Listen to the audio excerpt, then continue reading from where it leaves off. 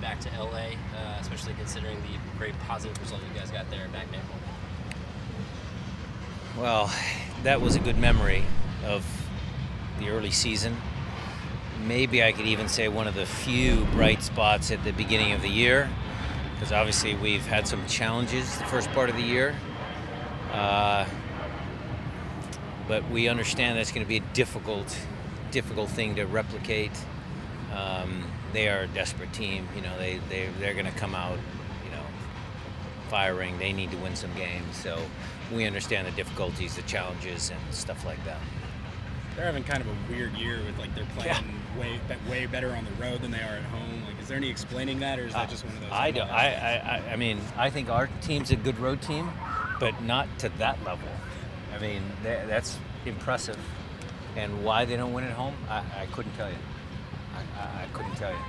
I mean, Houston and, you know, home away is, you know, the norm, I would guess. You know, it's harder to win away from home, but yeah, it's amazing.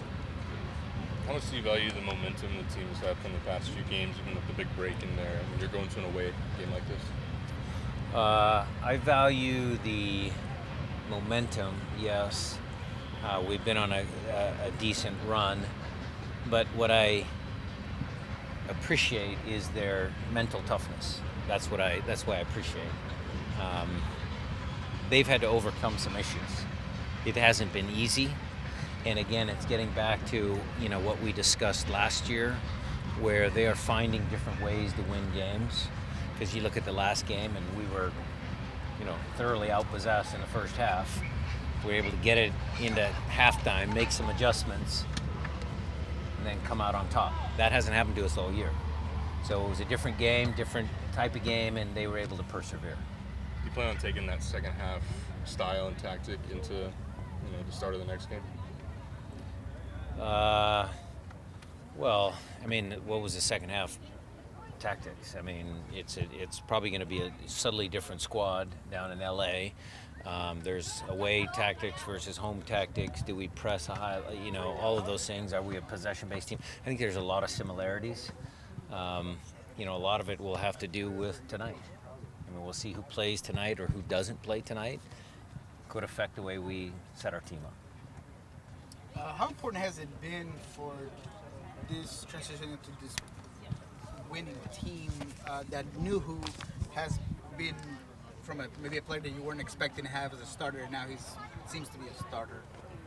He seems to be a starter. Yeah, he's done well.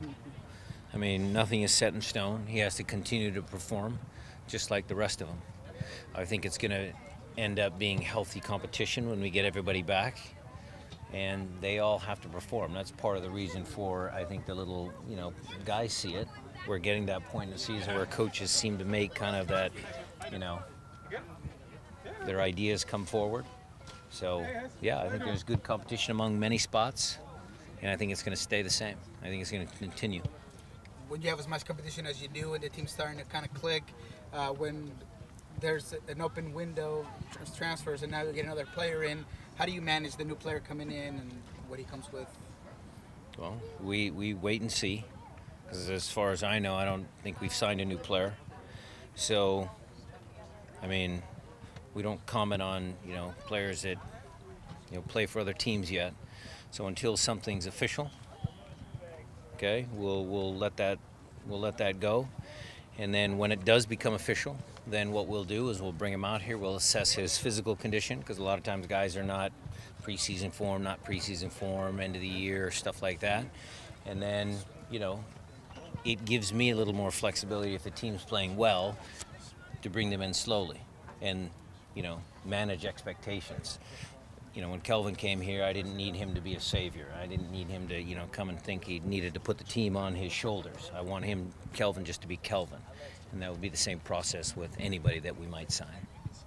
Coach, there's no Cristian out here today. Do you have any update on him? Thanks for asking that. That's actually a good question, because we were requested by U.S. Soccer to have Cristian come back and kind of take part in the final, because he was there as part of that first group.